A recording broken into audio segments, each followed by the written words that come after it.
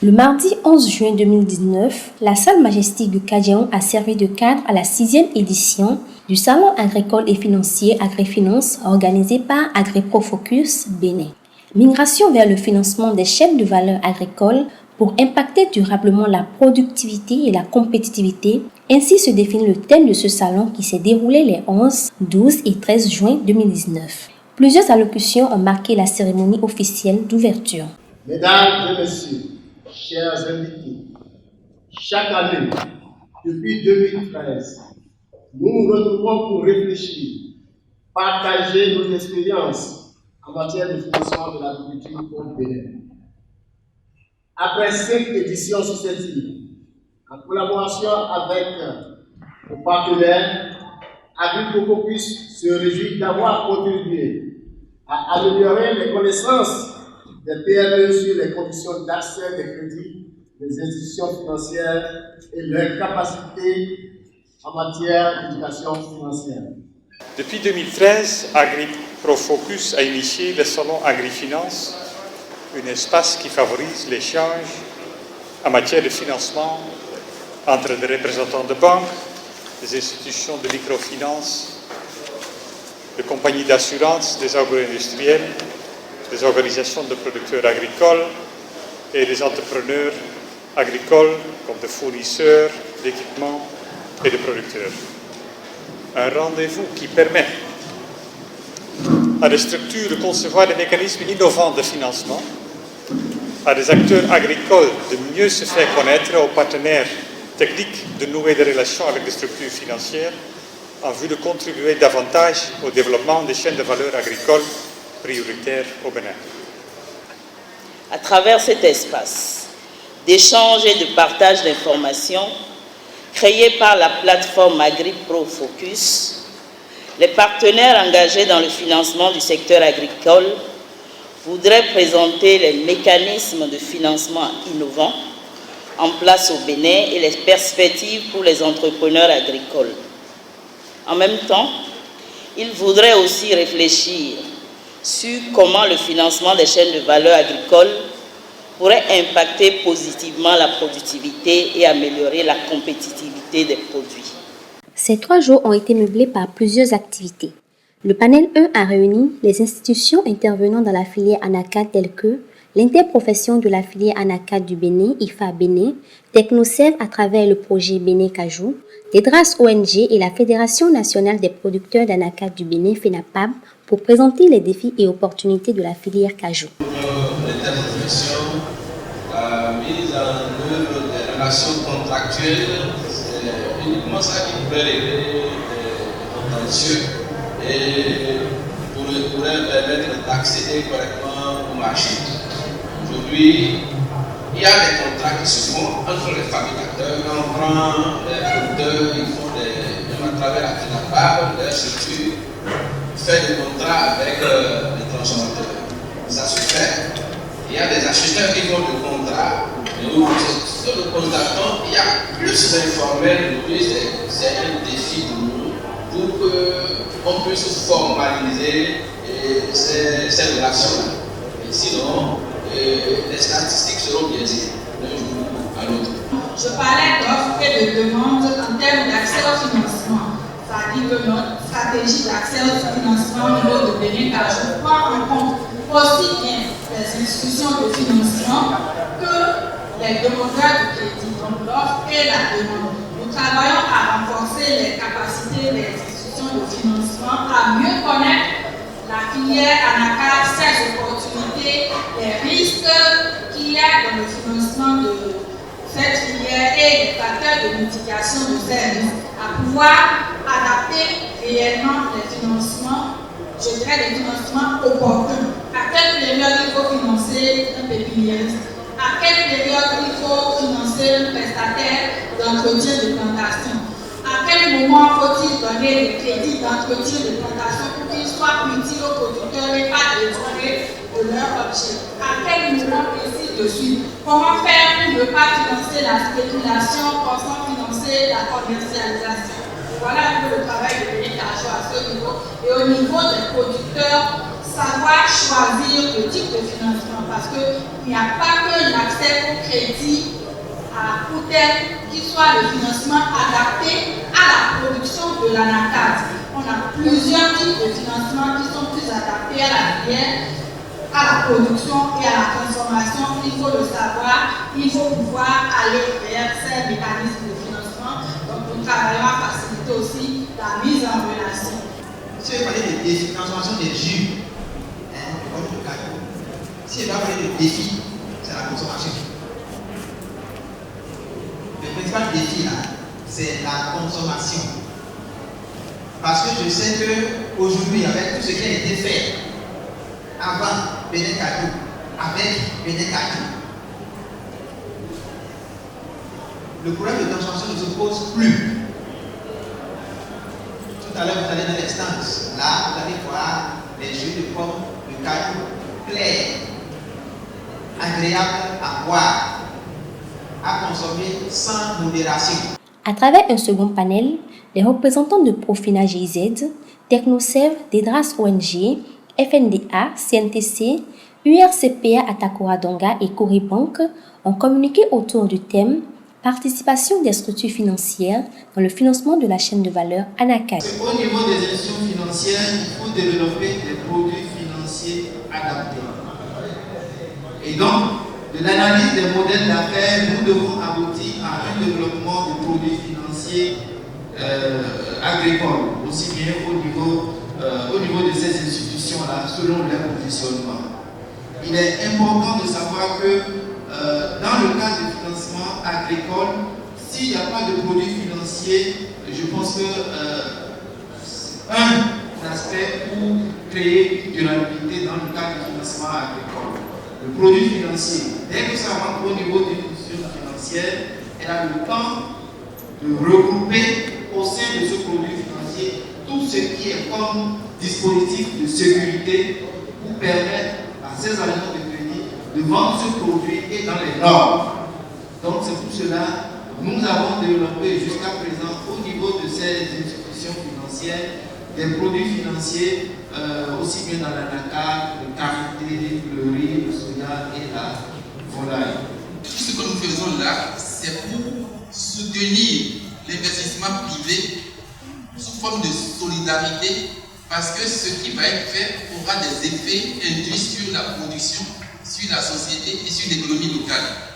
Donc, ce qui est dit là, c'est que les ressources du fonds, c'est toujours de la solidarité nationale, régionale ou internationale. Si vous prenez le FMI même, le FMI a été créé après la Deuxième Guerre mondiale pour relancer l'économie du monde. Mais les ressources données par les FMI sont des ressources pratiquement à fond perdu parce que c'est des ressources concessionnelles. Tout le temps on dit les banques sont frileuses, elles ne veulent pas aller vers le secteur financier. Je crois que la réforme a été pensée dans ce sens, pour qu'on puisse se regarder en face pour savoir pourquoi les financiers, les banquiers ne veulent pas aller vers le secteur agricole. Et le FNDA a été créé justement pour essayer de lever tout ce qu'il y a comme contraintes et qui font qu'aujourd'hui, les financiers ne veulent pas aller risquer leurs sous dans le secteur agricole. Un troisième et quatrième panel ont abordé respectivement les défis, perspectives et opportunités au sein de la filière ananas sur le marché international, ainsi que la participation des structures financières dans le financement des chaînes de valeur agricoles prioritaires du PAG. Les 2 premiers jours du salon ont pris fin avec la visite des stands, les rencontres B2B, la promotion de produits et services financiers, la présentation des approches de financement et d'encadrement des partenaires tels que Plan International Bénin, PUM, ADAPAMI. La dernière journée a été consacrée à une communication sur les normes et systèmes de certification des produits, facteurs de croissance de la compétitivité des produits locaux. Ces 3 jours d'activités riches en échanges, de partage d'expériences, de découvertes, de mise en relation ont pris fin par une mini-foire de produits Made in Bénin et la cérémonie de clôture marquée par la remise de parchemins. Participants, partenaires et publics se disent satisfaits de la 6e édition du Salon Agrifinance. Ce qui nous a amené d'abord à soutenir ce salon, c'est d'abord l'engouement ou bien le grand intérêt que suscite ce salon auprès des acteurs financiers et des acteurs agricoles. Donc aujourd'hui, on est présent à ce salon depuis mardi, mais on constate que le salon fait tourner assez de monde et l'organisation fait que aujourd'hui mes impressions sont totalement au-delà de mes attentes. Pour les organisateurs, un mot, d'abord les félicitations aux organisateurs de ce salon. Et deuxièmement, nous avons pu passer notre message au niveau de Profina. Nous avons développé des innovations dans le cadre du financement agricole et nous avons pu partager avec les autres partenaires ces innovations-là, surtout en termes de financement agricole, qui donnent un intérêt à la fois pour l'acteur agricole et pour l'acteur financier. Mes partenaires et moi-même, à mon nom propre et au nom de ma structure, nous souhaiterons que les prochains salons s'organisent à l'intérieur. Je crois que ce que le salon apporte est très important et on tient à remercier les organisateurs parce que ça a regroupé tous les systèmes de financement qui existent au Bénin. Nous ne pouvons que leur demander de réitérer ce salon et nous allons dire aussi aux partenaires de toujours soutenir la structure organisateur. Et nous allons aussi demander au secteur parapublic, par exemple au ministère de l'Agriculture, de mettre la main, comme il a fait cette année, la main à la pâte pour qu'elle réussisse mieux. À l'endroit des organisateurs, je dirais simplement merci parce que ça fait notre 5e participation à ce salon. Et grâce à ce salon, nous avons pu contribuer à l'amélioration de la présentation des produits de nos acteurs. Parce qu'au début, aux premières éditions, les produits n'avaient pas d'emballage. Vous voyez donc, au fur et à mesure qu'on a commencé à participer, on a vu qu'il fallait vraiment les aider à avoir des emballages de qualité.